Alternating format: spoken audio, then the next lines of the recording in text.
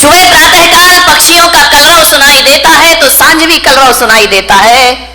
फर्क कितना होता है कि सुबह की लाली उठाने का काम करती है और शाम की लाली सुलाने का काम किया करती है। और सुबह के पक्षियों का कलरव जो हुआ करता है वह घोंसलों को छोड़कर बाहर निकलने का होता है, और शाम का जो कलरव होता है वह घर वापस लौटने का कलरव होता है। ध्यान रखें, सुबह सुबह पक्षी चहचहाते हैं, कलरव करते हैं, आकाश में पंख फैलाते हैं।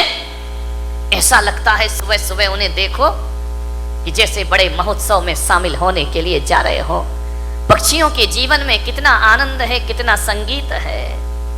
पक्षियों के जीवन में प्रातःकाल इतना आनंद हुआ करता है, घोंसले से देखता है आकाश में सूरज आया, उषा काल में पंख फैलाकर आकाश में उड़ जाया करता है, मुक्त आकाश का आनंद लिया करता है। कभी देखना जब हवा का झोंका आता है तो एक वृक्ष कितनी मस्ती में झूमा करता है, कितने आनंद में आनंदित हुआ करता है। देखना कभी जिंदगी में विचार करना, नारियल का पेड़ अपनी मस्ती में झूमा करता है और गुलाब का पौधा अपनी मस्ती में जो कितना आनंद है इन वृक्षों में, इन पेड़ पौधों में।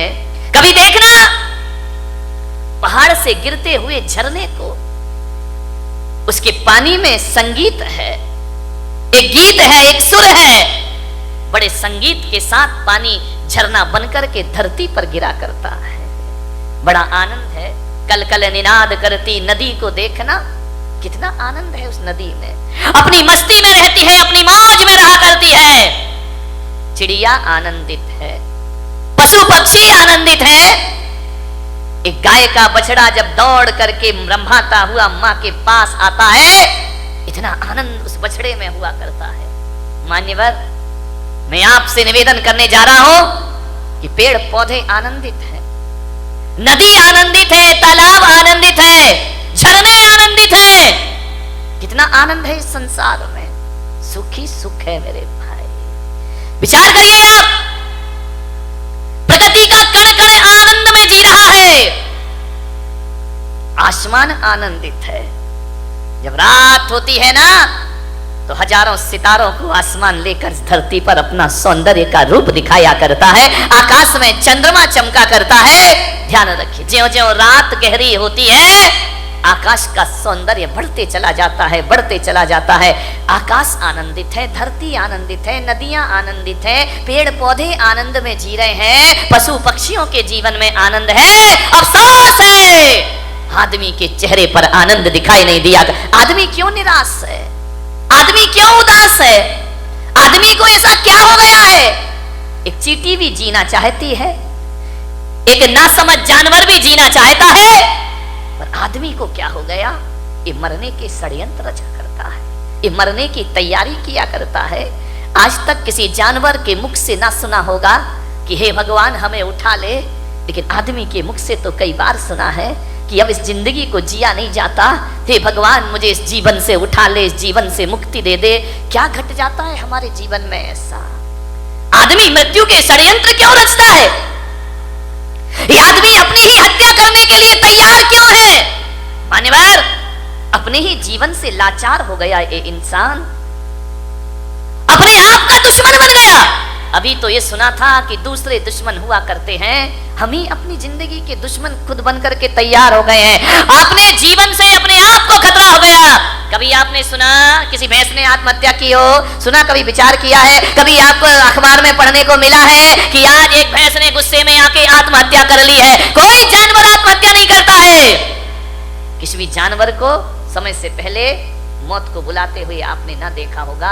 कोई देवता समय से पहले मरने का नहीं सोचा करते हैं, नार की सोच भी ले तो मर नहीं सकते हैं। आदमी को क्या हो जाता है कि क्यों जीवन से हार गया? थोड़ी सी प्रतिकूलताएं आई और आदमी जिंदगी से हार जाता है।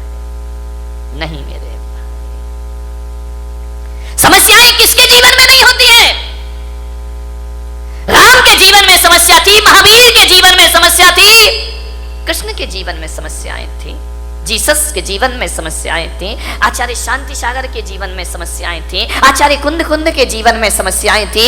समस्याएं किसके जीवन में नहीं होती है? ऐसा कोई है? समस्याओं से रहित जीवन नहीं होता, ध्यान रखिए। और हकीकत में देखा जाए तो समस्याओं का नाम ही जिंदगी हुआ करता है। आसानी से जिंदगी मिल जाए तो जीने का मजा खत्म हो जाएगा। एक बात बताइए, यदि समस्याएं नहीं हो तो फिर जीने का मजा क्या है? जिंदगी जिंदा दिली का नाम है, मुर्दा दिल क्या खाक जिया करते हैं। ध्यान रखिए, जिंदा दिल बनिए। मान्यवर, दुख इस बात का नहीं है कि आदमी मर जाता है, दुख तो इस बात का है कि जिंदा रहकर भी आदमी जिंदा नहीं रह पाता है। वह मरा मरा सा जीवन जीता है, वह मरे हुए सी जिंदगी जिया करता है। विश्वास पैदा करो अपने आप पर, जिंदगी से हार मत मानिए। जिंदगी मिली है, मालूम है ये मानव का तन मिला है। शास्त्रों में कहा है, ग्रंथों में कहा है, 84 लाख शरीर छोड़े हैं तब जाकर ये मानव का शरीर तुमको प्राप्त हुआ है। 84 लाख योनियों में हमारा जन्म हुआ है। कितने जन्म हम नाली के कीड़े बने होंगे, कितने जन्म पक्षी बने होंगे, कितने जन्म हम कीचड़ में कीड़ों की तरह रेंगे होंगे। हर जन्म में हमने प्रार्थना की होगी ईश्वर से कि हे ईश्वर, एक बार मुझे मनुष्य का चोला प्रदान कर दे, हे ईश्वर एक बार मुझे मनुष्य का तन प्रदान कर दे। इसलिए आत्महत्या करने के लिए नहीं, जिंदगी की अंतिम सांस को पूरी ईमानदारी से जीने का प्रयास करिए। अंतिम सांस भी पूरी जिंदा दिली के साथ जिएंगे। क्यों हार जाता है आदमी? जैसा विचार करिए, सोचना। ऐसे ही नहीं मिल गया मनुष्य का जीवन, बहुत मेहनत की है इसके लिए। मनुष्य का जीवन मिला, ऊंचा कुल मिला, अच्छी खानदान मिली, दिमाग मिला, बुद्धि मिला, शरीर मिला, फिर भी इस जिंदगी से हाथ धोते हो आप। अब तो घबरा के कहते हैं कि मर जाएंगे, अब तो घबरा के कहते हैं कि मर जाएंगे। और मरकर भी घबरा गए तो फिर बताओ अब किधर जाएंगे? दूसरा हमारे पास कोई रास्ता है नहीं। जिंदगी मिली है, अच्छे से जियो, तरीके से जियो, सलीके से जियो।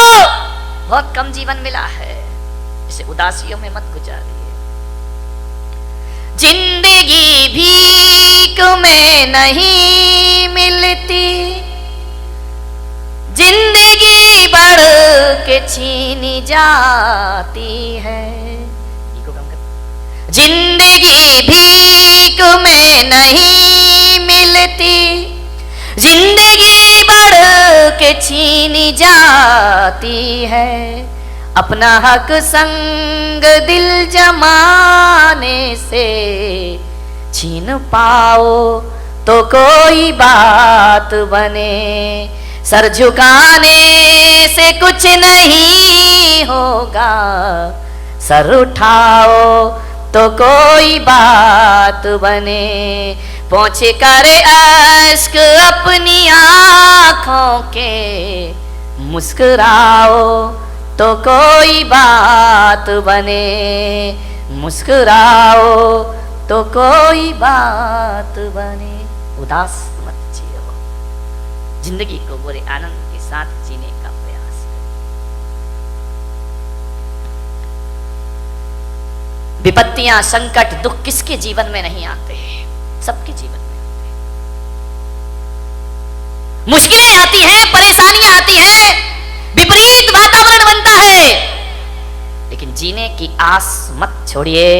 जलजले आते हैं, तूफान आते हैं, उड़ीसा में चक्रवात आता है, गुजरात में भूकंप आता है, हजारों लोग बेघरबार हो जाया करते हैं। लेकिन एक बात ध्यान रखो बारामती वालों, इतने बड़े भीषण आंधी तूफान के बाद, भूकंप के बाद भी जो आदमी जिंदा रहता है वो अपना उजड़ा हुआ आशियाना फिर से बना लिया करता है, वो अपना घर फिर से निर्माण कर लेता। क्या हुआ? जिंदगी कितनी बार छीनेगी, फिर बना सकते हैं। अगर हौसले बुलंद हो तो आंधियों में चिराग जला करते हैं। आज समस्या है बहुत बड़ी, आदमी अपने जीवन का दुश्मन हो गया है, अपनी ही जिंदगी का दुश्मन हो गया है इंसान।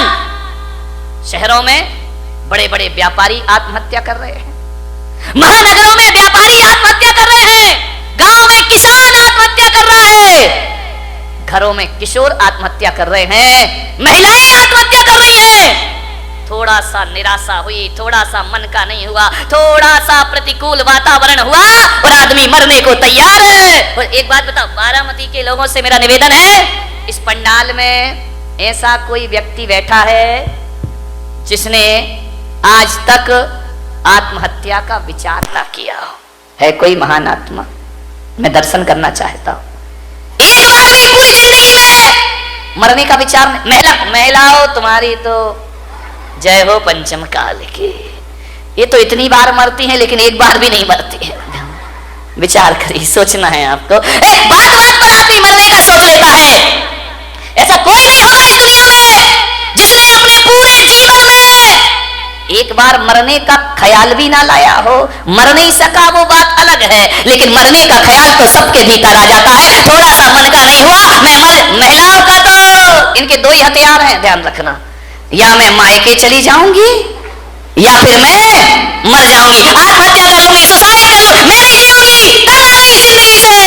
महिलाओं से मैं बात बात पे आत्महत्या के विचार मत बनाइए, मरने के विचार मत बनाइए, ध्यान रखिए, विचार करिए आप। बहुत अशुभ विचार है। भगवान महावीर कहते हैं कि मरने के विचार भाव हिंसा कहलाया करती है, और भाव हिंसा को द्रव्य हिंसा से भी बड़ा पाप माना जाता है। अरे देही हिंसा उतनी खतरनाक नहीं होती है जितनी वैचारिक है। इससे बड़ी क्या हत्या, दूसरों की हत्या करना भगवान महावीर ने पाप कहा है। एक इंद्रिय जीव को भी मारना भगवान महावीर ने पाप कहा है। अरे एक बात याद रखना, मेरे महावीर कहा करते हैं, अरे दूसरों की हत्या करना पाप है, लेकिन अपने आप की हत्या करना महापाप हुआ करता है। इससे बड़ा दूसरा कोई पाप, दूसरों की हत्या करना तो पाप ही है, अपनी करना महापाप हुआ करता है। इसलिए भगवान महावीर ने एक प्यारा सा सूत्र दिया है। भगवान महावीर ने 4 शब्द इस इंसान को दिए हैं। अरे वो 4 शब्द नहीं, 4 वेद हुआ करते हैं, वो 4 आर्य सत्य हुआ करते हैं, वो महावीर के 4 शब्द। ध्यान रखना, इनसे बड़ा ना कोई आगम होता है, ना शास्त्र होता है, ना पुराण होता है। महावीर ने इस दुनिया को केवल 4 शब्द दिए हैं। महावीर ने इतना ही कहा है, इस मानव जीवन को सफल करना है तो 4 सत्य में जियो। वो 4 सत्य है, वो 4 वेद है, वो चारों धाम की यात्रा है। वो 4 शब्द इस धरती को दिए, जियो और जीने दो। इससे बड़ा कोई धर्म ग्रंथ नहीं हुआ करता है, इससे बड़ा कोई शास्त्र नहीं हुआ करता है, इससे बड़ा कोई आगम नहीं हुआ करता है। न वेद है, न पुराण है, न कुरान है।